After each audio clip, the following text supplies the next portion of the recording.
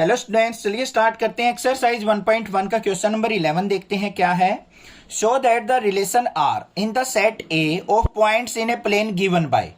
क्या कहा है, एक सेट ए है जिसके अंदर क्या है, किसी प्लेन के अंदर पॉइंट्स हैं, बहुत सारे पॉइंटों का सेट दे रखा है हमें। और रिलेशन क्या है, P comma Q distance of the point P from the origin is same as the distance of the point Q। मतलब क्या कह रखा है, ओरिजिन से पॉइंट P और Q पॉइंट का डिस्टेंस इक्वल दे रखा है। एक तरीके से यहां पे एक फिगर से समझेंगे। ये मान लो हमारे पास क्वाड्रेंट है, ये हमारे पास ओरिजिन हो गया, इसके पॉइंट क्या होंगे 0,0। यहां पे हमें दे रखा है एक P पॉइंट और एक दे रखा है बच्चों Q पॉइंट।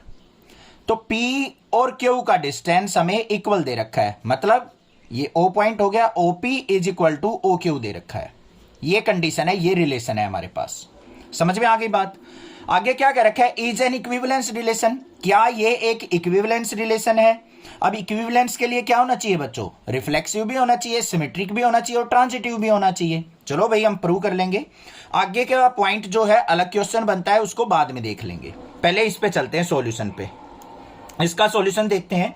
यहां पे सबसे पहले क्या है, लेट O इज ओरिजिन।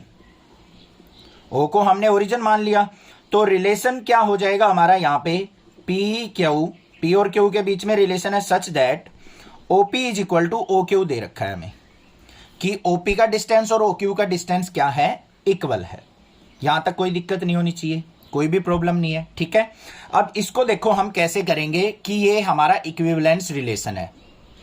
इसके लिए हमें क्या मानना पड़ेगा, जो ये OP डिस्टेंस है और OQ डिस्टेंस है, इनको कुछ एज्यूम कर लेते हैं हम।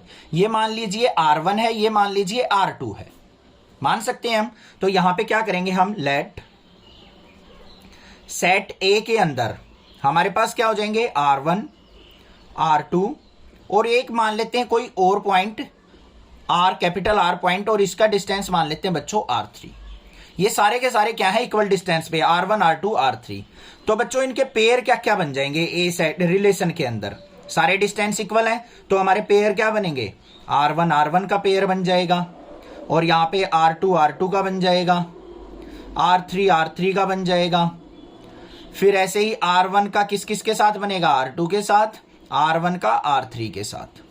फिर R2 का किसके साथ बनेगा, R1 के साथ, और R2 का बनेगा किसके साथ, R3 के साथ।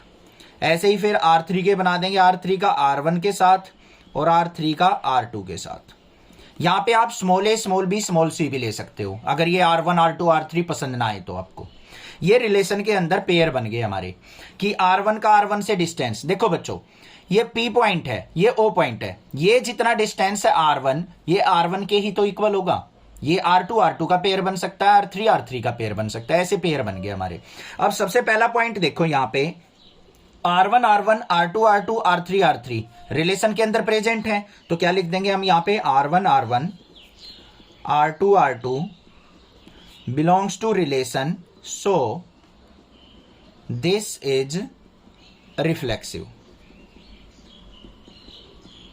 अब अगर मान लो आपको दोनों सेम पॉइंट दे दे कि R1 का R1 से डिस्टेंस इक्वल तो दे रखा है, सेम ही तो पॉइंट है R1 जितना होगा इस R1 के उतना ही इक्वल होगा, तो ये दोनों बात क्या है हमारी, बिल्कुल ट्रू है, और ये रिलेशन के साथ बिलोंग करती है, इसलिए हम इसको रिफ्लेक्सिव रिलेशन बोल देंगे। सेकेंड कंडीशन पे चलते हैं, क्या होती है हमारी, R1 R2 belongs to R है। देखो ये रहा R1 R2 रिलेशन के अंदर है, तो R2 R1 भी रिलेशन के अंदर प्रेजेंट है।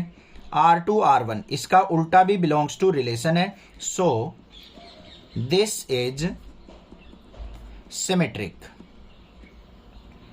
तो ये सिमेट्रिक भी है। थर्ड वाले पॉइंट पे चलते हैं भाई, क्या होता है, अगर देखो R1 R2 belongs to R है, और हमारा R2 R3 ये रहा, ये भी बिलोंग्स टू R है, तो R1 और R3 का पेयर भी हमारा रिलेशन के अंदर होना चाहिए, R1 R3 ये भी क्या है, बिलोंग्स टू R। तो देख लो यहां पे ये रहा R1 R3, तो ये क्या हो जाएगा, सो दिस इज ट्रांजिटिव। हो गया या नहीं हो गया, बस। अब ये तीनों है, रिफ्लेक्सिव भी, सिमेट्रिक भी और ट्रांजिटिव, तो हम कह सकते हैं दिस रिलेशन इज इक्विवेलेंस, बस काम खत्म। अब आगे एक बात और कही है उसने, show that the set of all points related two point P, set of all point related two point P, P जो है 0 0 नहीं होना चाहिए, मतलब ओरिजिन पे नहीं होना चाहिए। Is the circle passing through P with origin as centre. तो उसने क्या कहा है कि अगर मान लो ओ को हम ओरिजिन मान लें और पी को हम कोई पॉइंट मान लें, तो क्या हम कह सकते हैं कि ये पी जो पॉइंट है एक सर्कल फॉर्म कर रहा है। बिल्कुल ध्यान से देखो बच्चों, O P, O Q, O R, कोई और पॉइंट लेते चले जाओ, ऐसे ऐसे इक्वल डिस्टेंस होंगे सबके, तो अगर इसको ज्वाइन करेंगे तो हम क्या फॉर्म करेगा, ये एक सर्कल फॉर्म करेगा। तो यहां पे क्या लिखेंगे, as O P is equal to O Q is equal to O R up to so on, they form a circle as all points are at equal distance from origin, equal distance from origin। ठीक है, समझ में आ गई बात, clear है कि सारे के सारे पॉइंट्स जो है ओरिजिन से इक्वल डिस्टेंस पे हैं, और ऐसी कंडीशन कब होती है, सर्कल के केस में होती है। तो ये एक सर्कल फॉर्म करेंगे, यही लिखना था बस हमें। समझ में आ गई बात, क्लियर है। यहां पे आपको R1 R2 R3 से कंफ्यूजन लग रही हो, अच्छा नहीं लग रहा हो, तो मैं दोबारा बता रहा हूं, इनको A B C, small a small b small c ले लेना। तो पेयर क्या बन जाएंगे यहां पे हमारे AA BB CC, A का B के साथ, A का C के साथ। इस तरीके से पेयर बना के भी कर सकते हो।